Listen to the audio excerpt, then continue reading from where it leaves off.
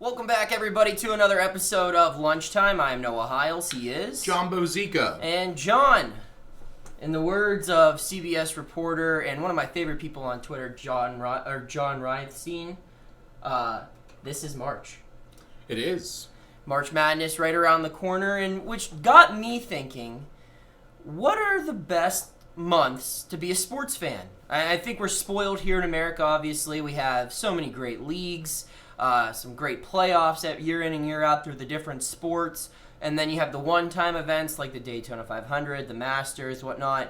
So I proposed this question to my lovely co-host, John Bozeka, and I asked him, I said, John, what's your favorite month of the year to be a sports fan? What do you got? Or some ones that come to mind?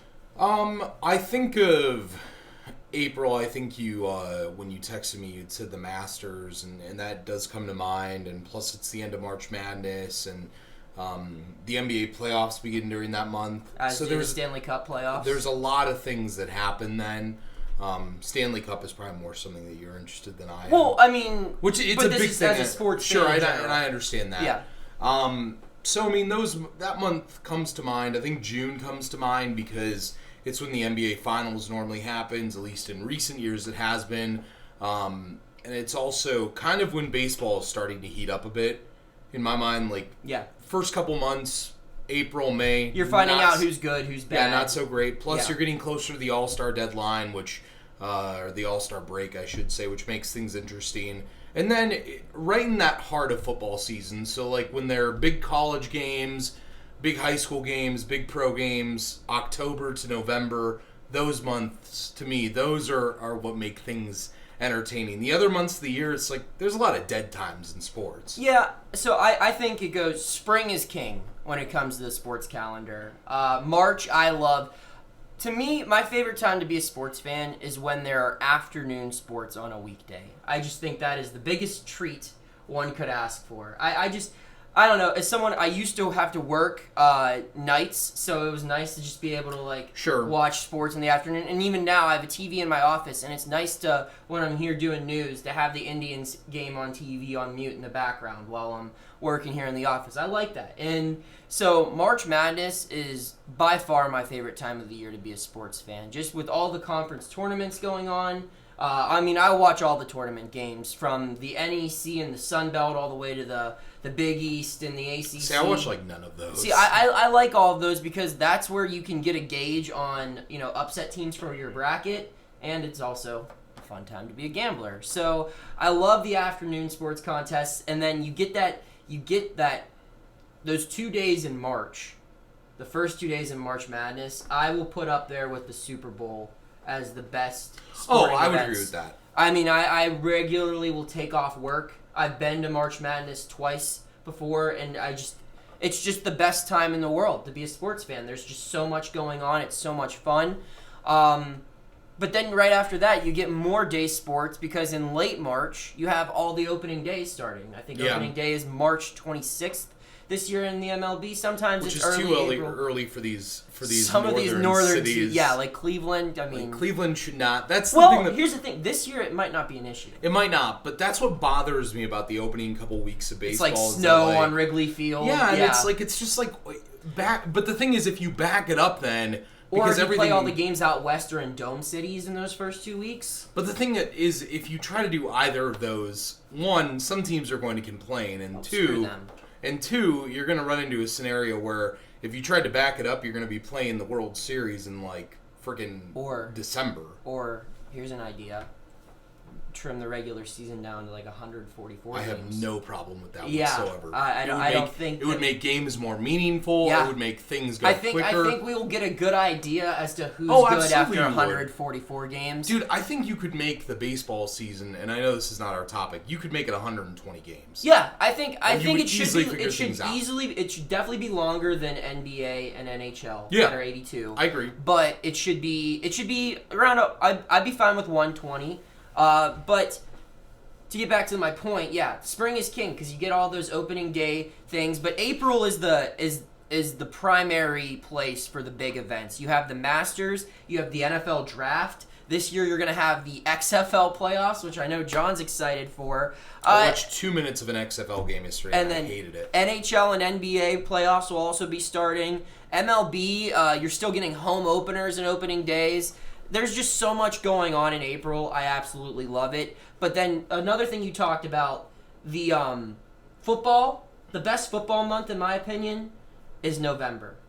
Because, that's when the big rivalry games are. That's when Massillon-McKinley is. That's when Ohio State-Michigan is. That's rivalry week in college football. That's also the best regular season week of the NFL, which is Thanksgiving. In my opinion, I'll never miss Thanksgiving football games. Because it's when things make or break a lot of times. Yeah, and that's when the playoff picture's really starting to form.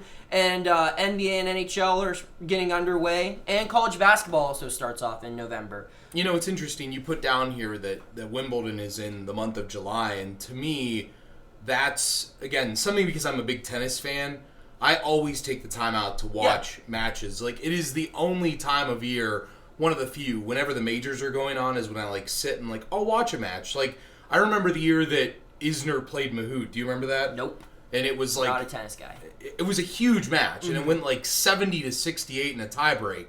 It wasn't whoever won wasn't going to win Wimbledon. Wasn't that that was the one that went the marathon? Yes, okay. Yeah, I do and know it's what you're talking because about. of that, it's you get those, and it gives you a reason to sit and you'll watch Roger Federer take on some 45 seed because it's for one time that guy could be interesting and could go 5 sets and you have a great matchup on your hands. So that's another good month to me, July, when that happens. July is a tricky one because there are some years where July is a great sports because month. You could also have the NBA offseason going crazy with free agency. You have the NBA offseason, and then every couple of years you'll have a World Cup, or you'll have the Olympics, like we have this year in July. And which will make it great. Which will make it great. And also baseball, as far as baseball, if you're picking a month, I think you have April, which is great, which is normally, the home openers, opening days.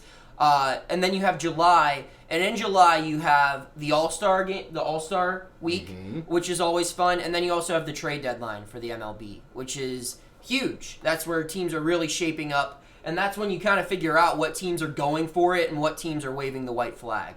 Because there will be some teams that are 500 that make that decision on July 31st. So that's a big baseball month for July as well. Well, I was going to say, you want to talk about a big gambling thing for a month?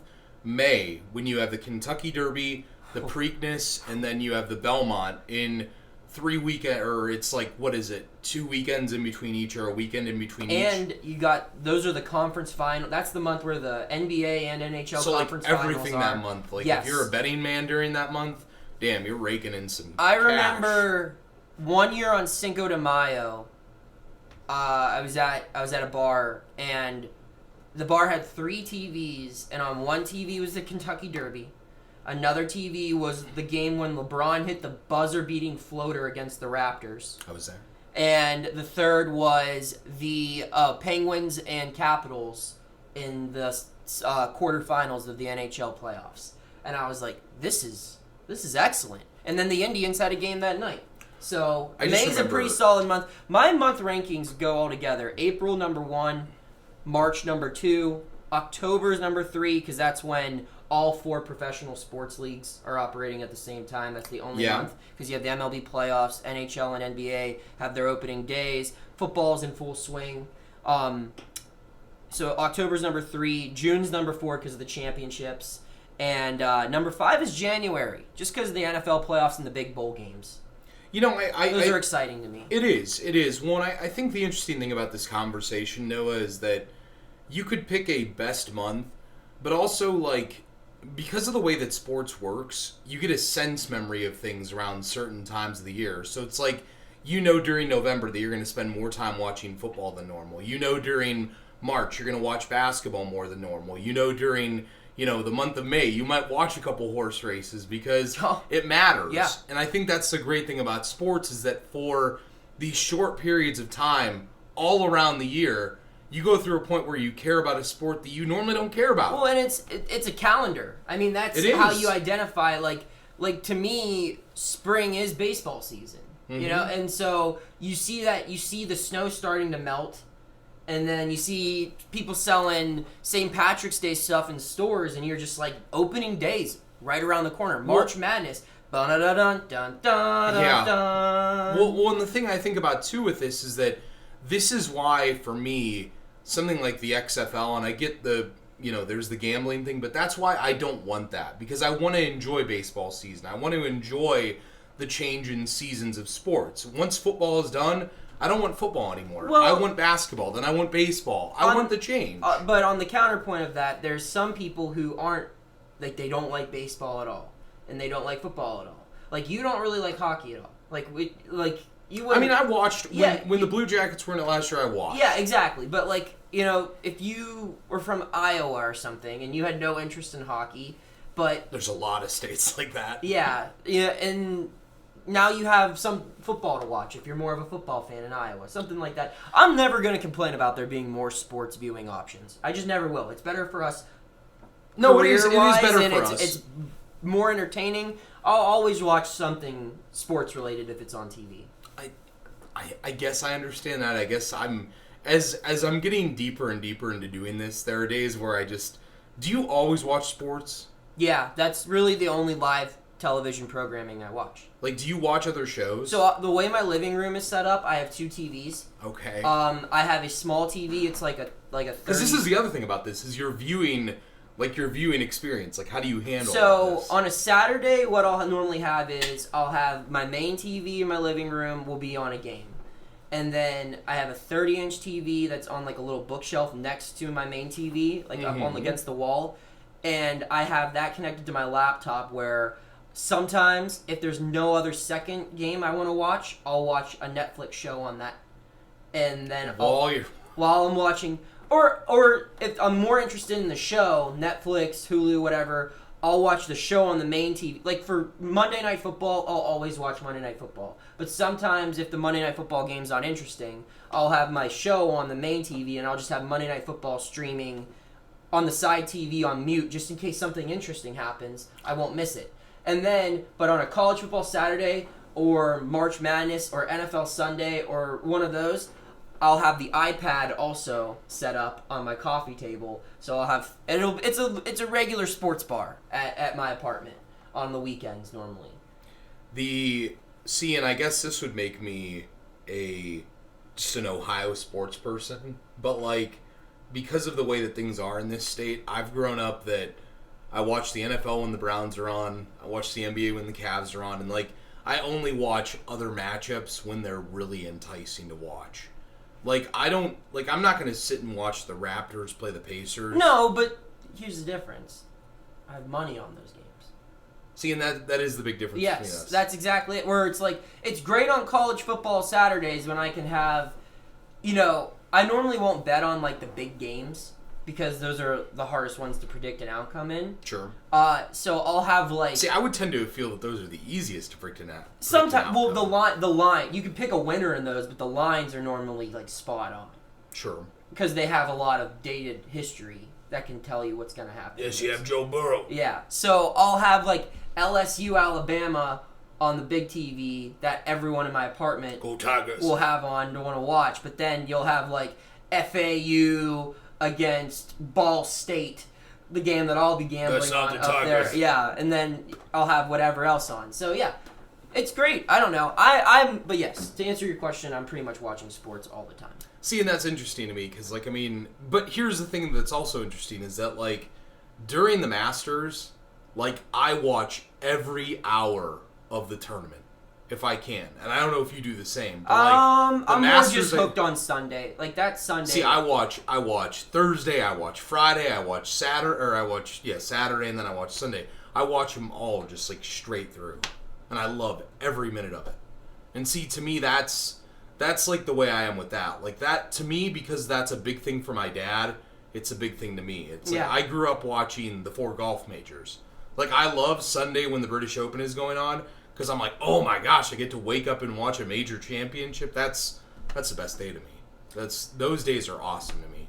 Yeah, I mean, for me, golf is just a Sunday thing. I mean, I get it. If I'll follow it and I will tune in to the Masters, but it won't be. The Masters will be a side TV. To show for how me at big my golf house. is in our family, like my dad and I will watch the senior tour. Yeah. We'll watch the LPGA tour. Yeah. We'll watch the PGA tour. I mean, golf is it's like our thing. So, what's your top 3 months? I have April, March, and October are my top 3. I would say November. November's good, man. November's good. I would say April's in there. See, November is just a football month, though. It is, but again, I enjoy what comes with football during that month, as you said. And November is the epitome of football, like you said, rivalries. And weather, too, in this area. It's not too bad. It makes it's football weather. Yeah, you wake up, you have to put on a sweater, normally of your favorite team, and you got chili on the stove. Buffalo wings in the oven. That is a football Saturday, Friday, Sunday, whatever it may be. I agree. Football's in the air. It just is. Plus, you get the Thursday action, which is, that's Thursday action. Who doesn't like it? You got Tuesday stuff now too. I mean, you get Ed Ogeron, go Tigers. Yeah. So I'm in an Ed Ogeron thing today. I don't know why I'm like that, but I don't know why I'm on that today. I don't know why either. And then so I went November. I said April, and then I don't know. The third one is kind of tough. February's not a bad month. Everyone gives February flack because I would honestly say June. June? That's fair. June, July. If I can pair those together, because there's things that happen in both of those months that they're summer months. Can we agree that August stinks? Well, yeah, because August is when there's just the beginning of high school football around here. Not even it's just teasing you. It's there's preseason. The whole month is just football's coming. It's right here. It's right here. The ding in front of your face. Yeah, and didn't reach fast enough. Yeah, I know. Got to be quicker. But then September comes and boom. All right, John. Another great episode. It was. I had fun. I did. I did too. Hopefully you did. Thank you. This looks good. All right, I try. You look great as well. Be sure to let us know what your favorite sports month is of the athletic calendar, and comment below, subscribe, rate.